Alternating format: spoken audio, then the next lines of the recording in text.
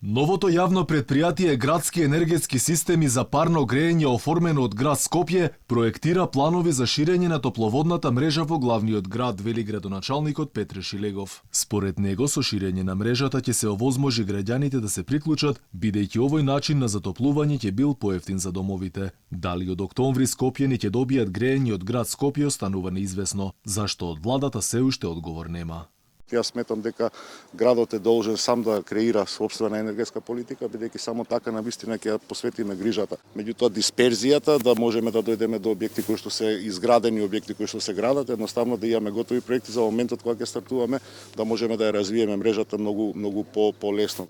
Изјавата на Шилегов следува откако државните ревизори се изјаснија дека не било законски град Скопје да му ја одземе топловодната мрежа на Балкан Енерджи, зашто оваа компанија имала лиценца до 2047 година, а во развој на мрежата од 2013 до 2019 година енергетската компанија вложила околу 7,4 милиони евра.